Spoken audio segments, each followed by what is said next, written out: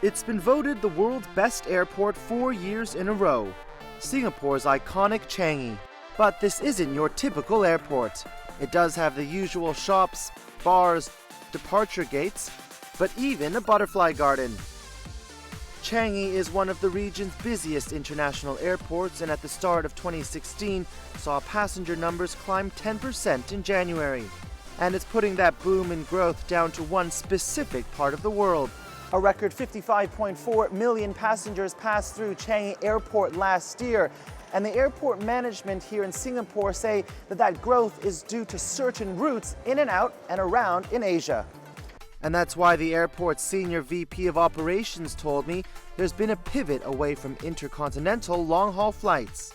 Changi being a hub that's closely linked to key markets like China, India, and also of course Indonesia, we're seeing that there are more people traveling from within these countries.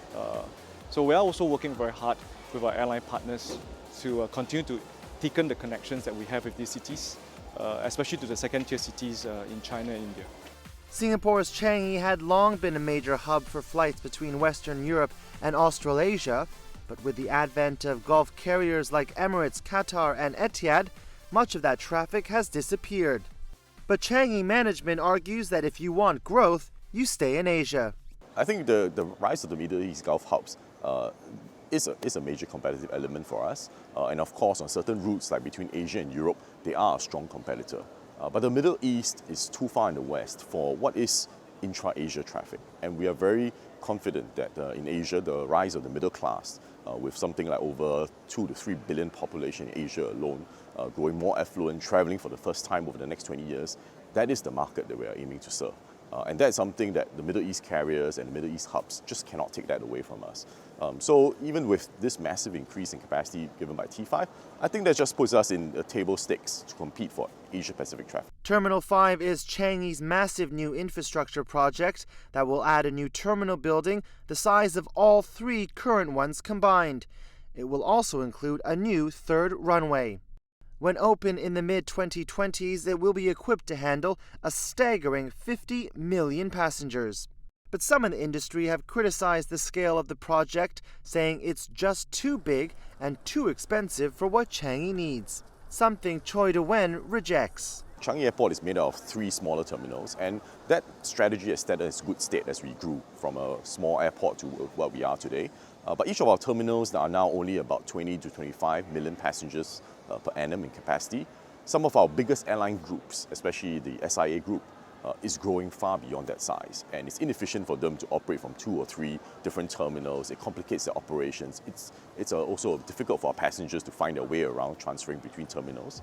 So Terminal 5 was designed from ground up to be much bigger in order to accommodate our biggest airline customers. But before ground even breaks on the new T5, Changi is eagerly awaiting the opening of another new project at the airport, the Jewel. The multi-billion-dollar project will be the largest shopping and lifestyle precinct at the airport and will also set itself apart with hanging gardens and the world's largest indoor waterfall. Did want to do, first and foremost, the infrastructure expansion, getting the capacity up for Terminal 1. But we thought, why stop there?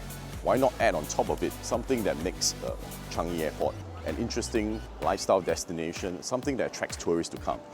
In the competition between hub airports, I think we're making sure, of course, our airport is efficient, has lots of connections, lots of airlines coming in, but we think that we can have something special by making Jewel a place to be, a place to come to, and that will set us apart from other hub airports. And that is perhaps the unique thing about Changi. It's a place that locals come and spend a day at, even if they aren't flying anywhere. Many kids grow up coming to the airport to study.